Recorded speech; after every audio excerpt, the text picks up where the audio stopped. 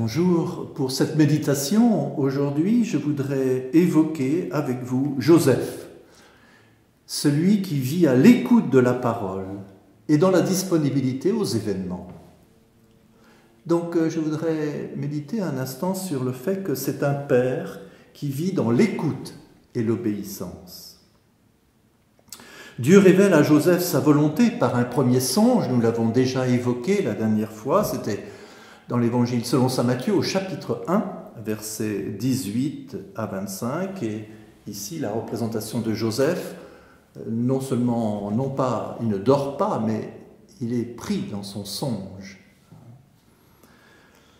Nous l'avons donc déjà entendu, ce premier récit, ce premier songe. Et dans la Bible, comme chez les peuples de l'Antiquité, les songes sont l'un des moyens par lesquels Dieu manifeste sa volonté.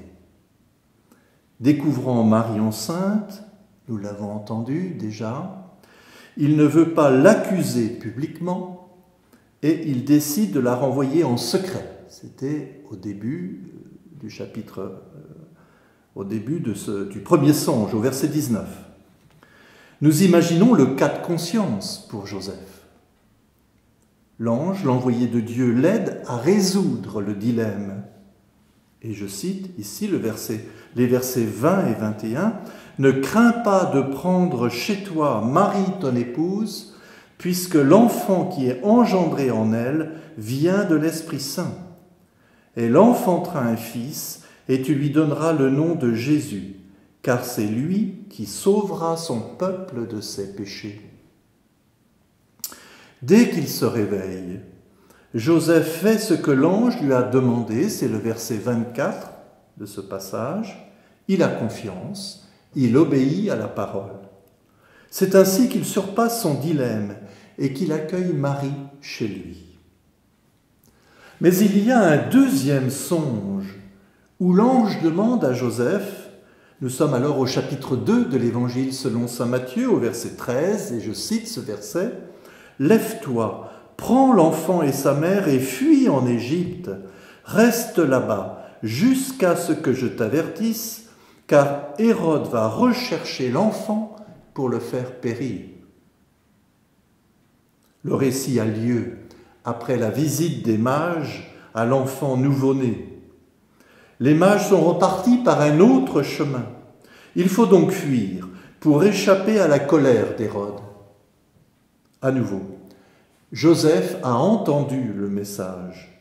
Il n'hésite pas. À nouveau, il obéit. Il se leva dans la nuit, il prit l'enfant et sa mère et se retira en Égypte où il resta jusqu'à la mort d'Hérode. Ce sont donc les versets 14 et 15 du chapitre 2. Dans cette terre inconnue d'Égypte, Joseph attend avec patience l'heure de Dieu. Joseph, avec Marie et l'enfant, réside en pays étranger. Il partage la condition biblique des itinérants et des migrants. Et nous nous souvenons ici, par exemple, de la fuite de Jacob au chapitre 27 de la Genèse, versets 43 et 45. Nous nous souvenons aussi de Lot, au livre de la Genèse, au chapitre 19, au verset 15. Nous nous souvenons aussi de Moïse, au livre de l'Exode, au chapitre 2, au verset 15. Et surtout, peut-être, nous nous souvenons de Jéroboam, au premier livre des rois, au chapitre 11, au verset 40, qui doit fuir en Égypte jusqu'à la mort de Salomon. Un troisième songe demande à Joseph de se lever, de prendre avec lui l'enfant et sa mère pour retourner en terre d'Israël. Nous sommes toujours au chapitre 2 de l'Évangile selon saint Matthieu, au versets 19 et 20. Sans hésiter, une fois encore, il fait confiance à la parole entendue, et voici ce que nous lisons au verset 21 de ce chapitre 2. Il se leva, prit l'enfant et sa mère, et il entra dans le pays d'Israël. Mais il faut un quatrième songe.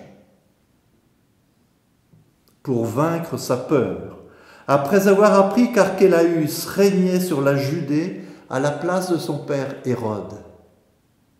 Et je cite ici, toujours au chapitre 2, les versets 22 et 23, « Averti en songe, il se retira dans la région de Galilée et vint habiter dans une ville appelée Nazareth. » Ainsi, à travers ces 4 songes que nous venons d'évoquer, Joseph fait l'expérience de la sollicitude divine.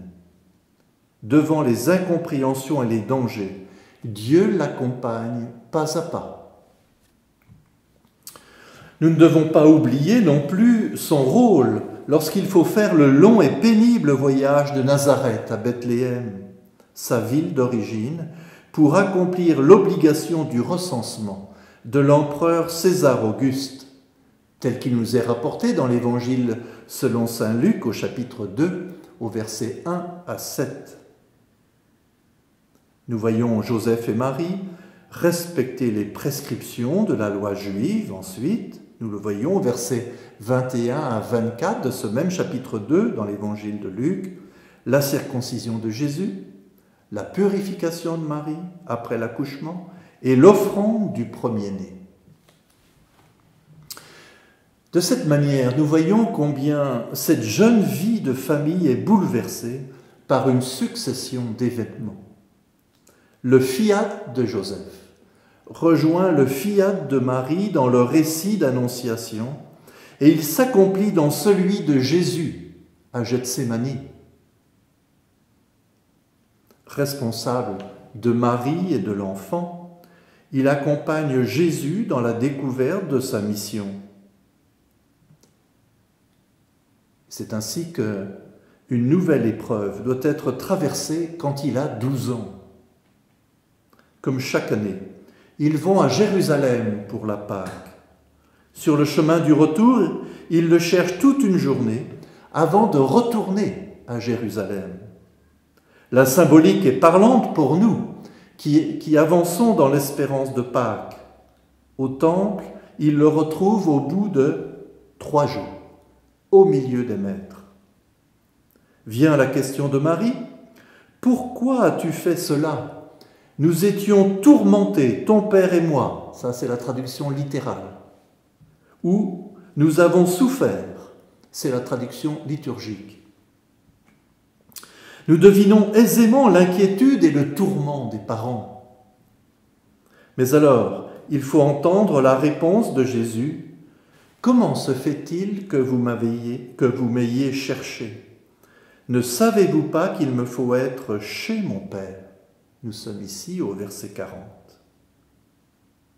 Cette référence au Père est la première parole de Jésus dans l'Évangile selon saint Luc et aussi sa parole ultime dans ce même Évangile.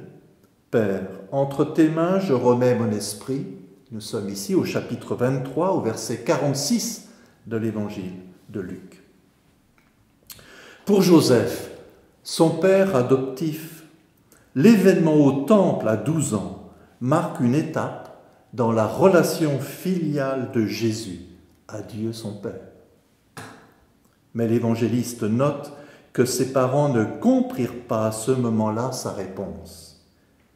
Et nous dit l'Évangile de Luc, ils retournèrent à Nazareth et ils leur étaient soumis, c'est-à-dire obéissants. Nous sommes ici au verset 51. Ayant découvert combien Joseph est un père attentif, à l'écoute et obéissant, nous devons dire aussi qu'il est un père accueillant et bienveillant. Dans un moment particulièrement difficile, en effet, Joseph accueille Marie, enceinte, avec bienveillance. Souvent dans notre vie, des événements surviennent sans que nous comprenions la signification. Notre première réaction peut être la déception, le déni ou encore la révolte. Joseph, quant à lui, consent à ce qui arrive. Il accueille, il assume sa part de responsabilité. Cette attitude du consentement est capitale pour ne pas rester nous-mêmes enfermés dans une attitude négative qui paralyse notre avancée. Pour Joseph, il ne s'agit pas d'expliquer, mais il s'agit d'accueillir sans jugement. Remarquable attitude spirituelle pour nous. C'est en accueillant ce qui advient qu'il est possible de donner un sens. Comment ne pas évoquer ici la parole de Job, au chapitre 2, au verset 10 ? « Si nous accueillons le bonheur comme un don de Dieu, comment ne pas accueillir aussi le malheur ?» Joseph n'est pas résigné pour autant. Il est courageusement engagé en tout ce qu'il croit juste de faire. La parole de l'ange ne craint pas. Dans le premier songe, au verset 20, au chapitre 1 de l'évangile de Matthieu, c'est une parole qui s'adresse aussi à nous. Cette parole « N'ayez pas peur, ne crains pas » revient très régulièrement dans les évangiles. Nous le savons bien.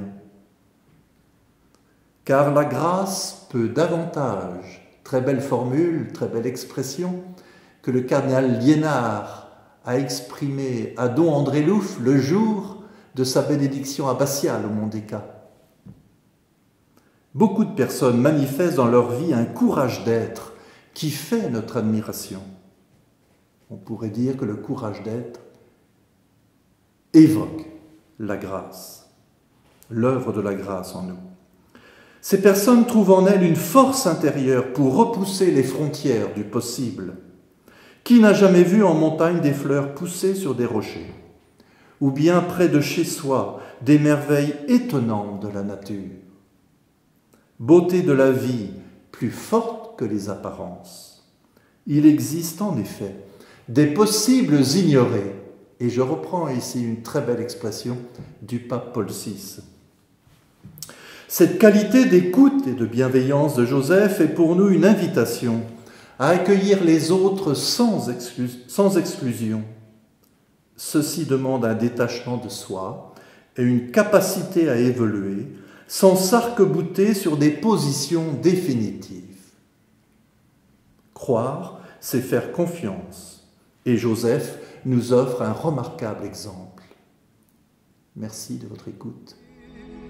Nous t'honorons, glorieux Saint Joseph, notre soutien quotidien dans le